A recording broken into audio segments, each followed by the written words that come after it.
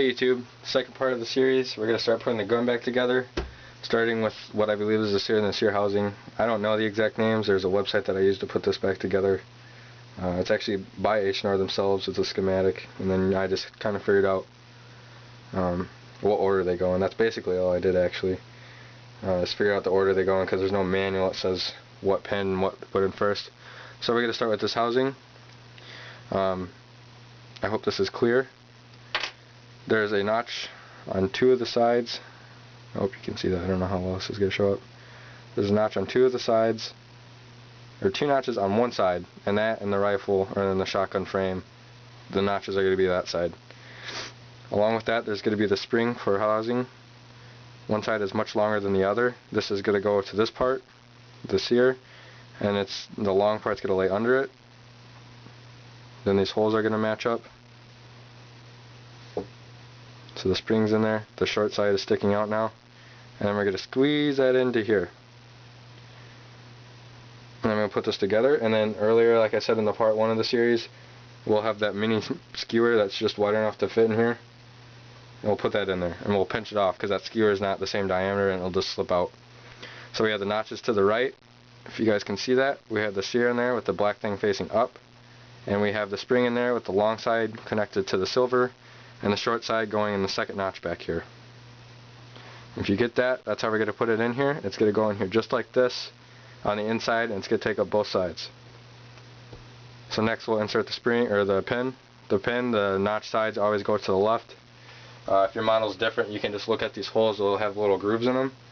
I started by putting the pin in just enough to where it'll sit there, and then I take this. We try to squeeze our big fingers in there. Depending on how big your fingers are, they might not even fit. Mine barely fit. They don't actually fit far enough. And then you kind of fish around until you find the hole, and you'll put your spring in and it'll kick out the skewer just like that. I believe you saw that pretty clearly on the video. And then what we do is we take the plastic side of our mallet. You don't put it all the way in yet because you might have to kick it back out. You'll notice very quickly if you make a mistake, you always have to go back a few steps and basically start over, because one mistake kind of screws up the whole thing. So next we're going to put in the trigger guard. Here's a skewer. Like I said, it'll kick out since it's a smaller diameter. You throw it off to the side. Next we're going to take this, and if you look inside of the shotgun, make sure your springs don't fall out like that.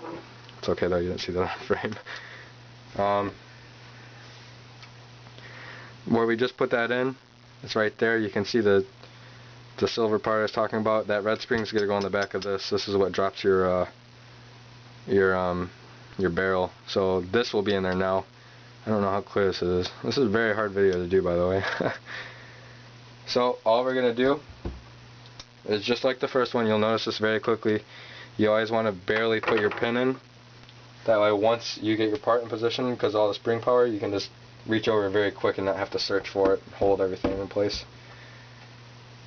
You're going to take your trigger guard with both springs in it. Make sure the spring is staying. And you're going to make sure that the back of this spring is on the back part of that piece we just put in. So it's going to take a little bit of spring power, and you're going to have to hold it there a little bit. And then you just match up the pin holes. Right there under the spring is the pin hole. You can see it right now. Right above my thumb. And you're just going to start from back here. You're going to put it up into the slot, and you're going to push forward.